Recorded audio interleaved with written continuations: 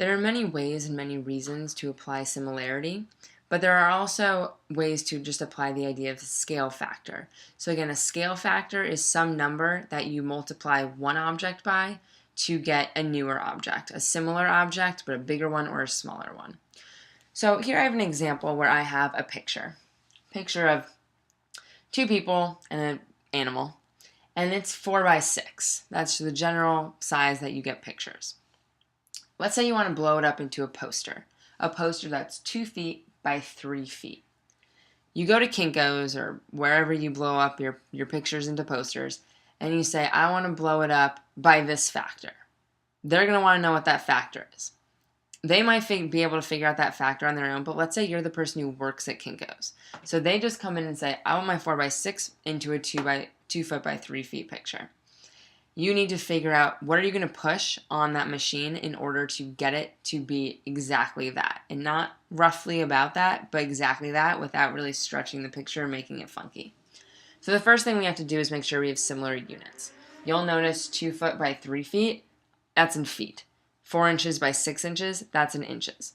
It's always easier to put feet into inches rather than having inches be decimals of feet. That would be harder. So let's go this way. 2 feet is how many inches? 2 feet is 24 inches, and 3 feet is 36 inches. Of course, there's 12 inches to a foot, so I'm just multiplying my number of feet by 12 to get the number of inches. Now I can set up a proportion. And again, I need to check that these two are going to be congruent. Otherwise, my poster maybe I'm stretching this people out and they're going to end up looking fat. Maybe I'm making it too tall and they're going to end up looking really skinny. I don't know. So we got to check and make sure that those side lengths are proportional before we can go ahead and find the scale factor. So I'm going to, why not just put my original on the top, and I'm going to end up with 4 over 24 is equal to 6 over 36. Is this true? Are those two fractions equal? Let's reduce. 4 over 24, that's going to reduce to 1 over 6. 6 and 36, the question is, does this going to reduce to 1 over 6? And it does. 6 goes into itself once, and it goes into 36 6 times. So they both do reduce to 1/6. That also happens to be one of my scale factors. 1/6 is one of my scale factors here. However, we know that a scale factor that's less than 1 is going to shrink my object. And that's not what's happening here. This is the scale factor for if someone gave me the poster and they said, okay, I want it to be a 4-inch by 6-inch picture. I would say, all right, apply a scale factor of 1/6.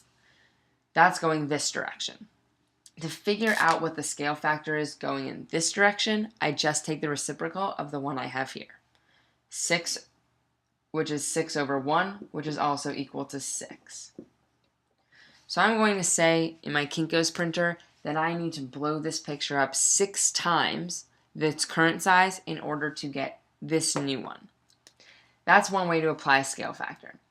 Another way to apply scale factor is, let's say you have a model of a house.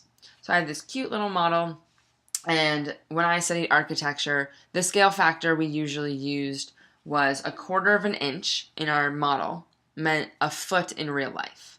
So again, let's put this into units that are the same. So 1/4 of an inch is equal to 24 inches in real life. So 1/4 of an inch is 24 inches in real life. That sort of is the scale factor.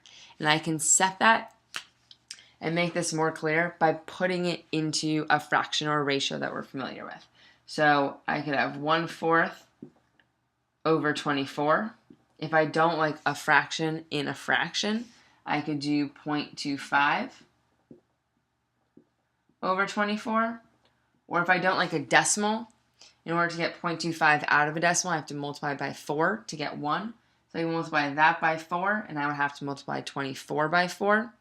And I would get, let's see, 20 times 4 is 80, 96. So 1 to 96. That means I would have to blow up my model 96 times in order to get my actual house. So this is the scale I have here. So now how can I use this?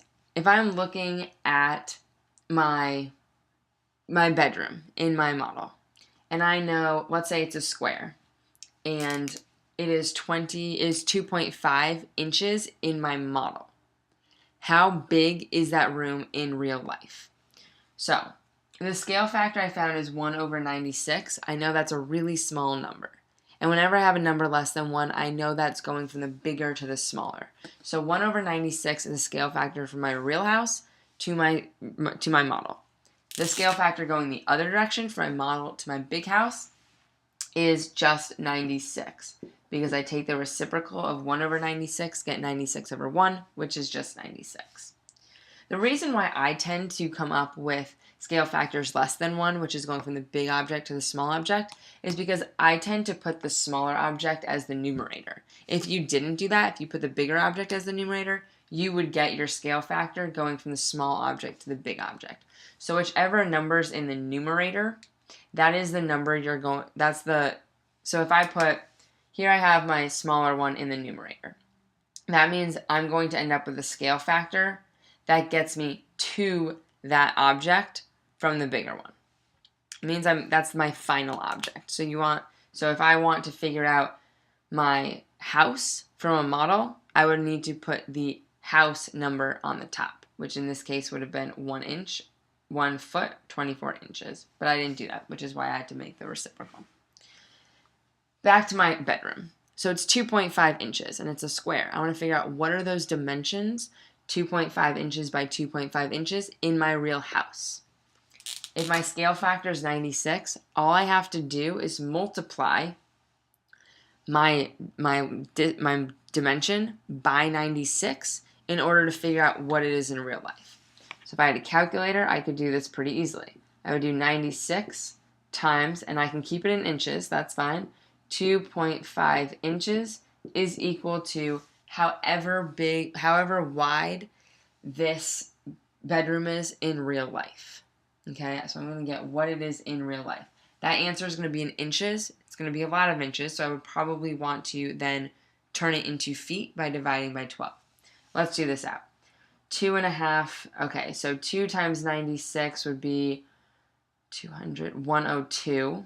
I'm sorry, 192. 192. And then half of 96 is 28. So I got 28 plus 192, 220. Check on my calculator, make sure I was correct here. That was some quick math. 220 inches. And then again, I would have to divide by 12 to figure out what it is in feet. So this is a way we can apply the idea of a scale factor into coming up with numbers without actually setting up the proportion. Sometimes it'll be a lot easier just to say, okay, what's my scale factor? Find that. And here I can say, if I know my scale factor, I can find any distance in this house without having to set up the proportion and not know anything about that room. I didn't know anything about my real room. All I knew is that in my model it was 2.5 inches.